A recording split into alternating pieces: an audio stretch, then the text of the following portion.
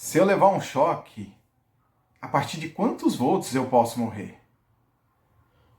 Bem-vindos aí, meus favoritos, a mais um vídeo, aula número 2 de Eletrodinâmica e no nosso canal Meu Físico Favorito. Roda a vinheta aí. Ba ba ba ba banana, ba ba ba ba banana, oh ba ba ba ba. Muito bem. Para responder essa pergunta, a partir de quantos volts a gente pode morrer com choque, nós vamos ter que falar da teoria primeiro, e aí no final dessa videoaula a gente vai responder isso aí, tá bom? Então se inscreva aí no canal, deixa seu like, beleza? Então vamos lá. Bom, para a gente falar sobre isso, nós vamos precisar falar de três grandezas que estão na primeira lei de Ohm. Então, por isso que a nossa videoaula hoje tem o título da primeira lei de Ohm. Nós vamos precisar falar da tensão, da resistência e da corrente, tá certo?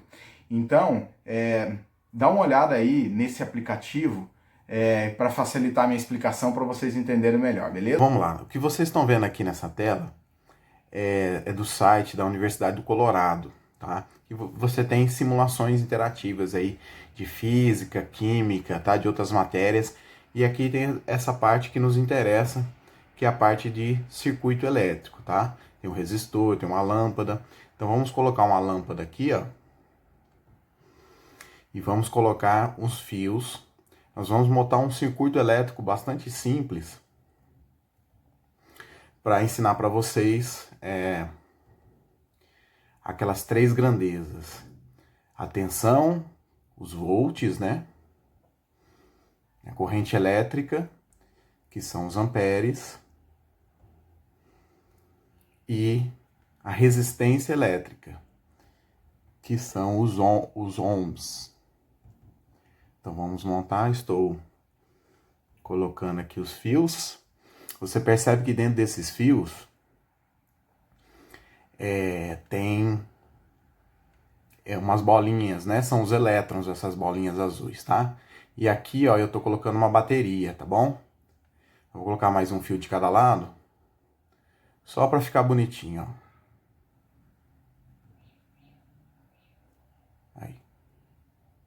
Finalizado. Quando você faz isso, veja o que acontece com os elétrons.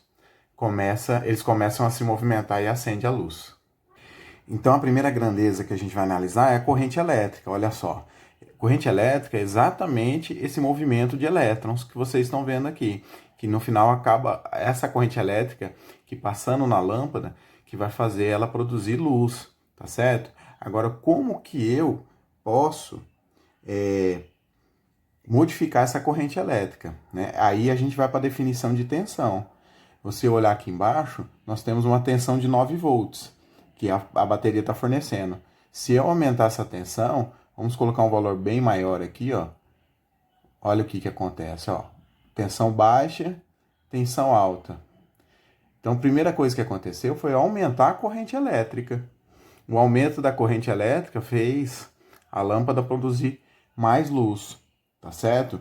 Então, a tensão é aquilo que vai dar energia para essas cargas, tá? Fazendo com que a corrente elétrica seja ainda maior.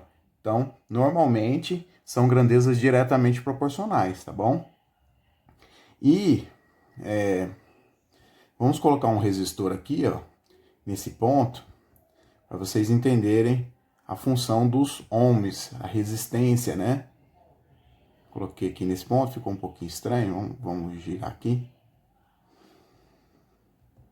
Eu não estou conseguindo girar não, mas aqui tem um resistor, né, que tem uma resistência que vocês estão vendo aqui embaixo, ó, de 10 ohms, tá certo? Se eu aumentar a resistência, olha o que acontece com a corrente elétrica. Ela diminui, ela fica mais devagar, né? Se eu diminuir a resistência, a corrente elétrica volta a ficar alta.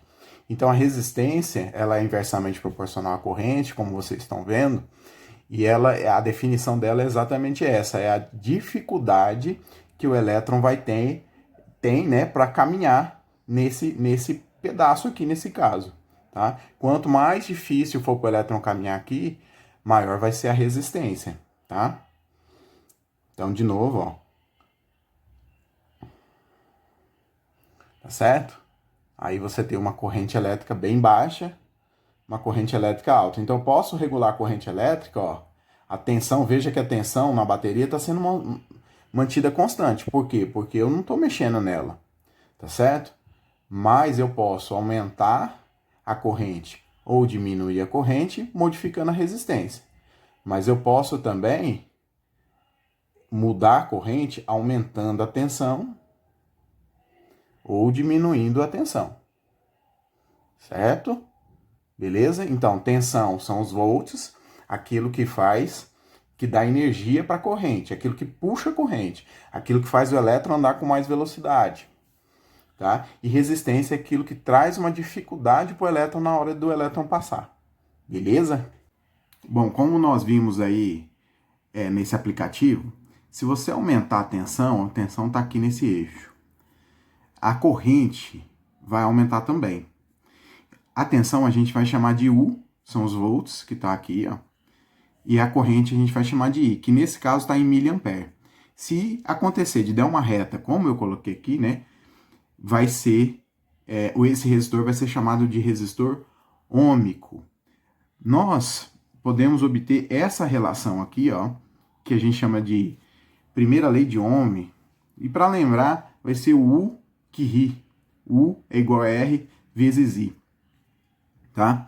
Esse U, por exemplo, a gente pode pegar um parzinho aqui, ó, valendo 20 volts. Quando a tensão vale 20 volts, a corrente vale 2. Só que vale 2 miliampere, tá? Então aqui, ó, nós vamos determinar a resistência, tá? No caso, 2 miliampere. O mili vale 10 a menos 3, tá bom? Então toda vez que tiver o mili, a gente coloca o 10 a menos 3. Resolvendo, 20 dividido por 2 vezes 10 a menos 3 vai ser o valor do R. 20 dividido por 2 dá 10. Esse 10 a menos 3 vai virar 10 a mais 3 lá em cima, né? E esse vai ser o valor da resistência. Ou seja, esse 10 a terceira é o 1000, né?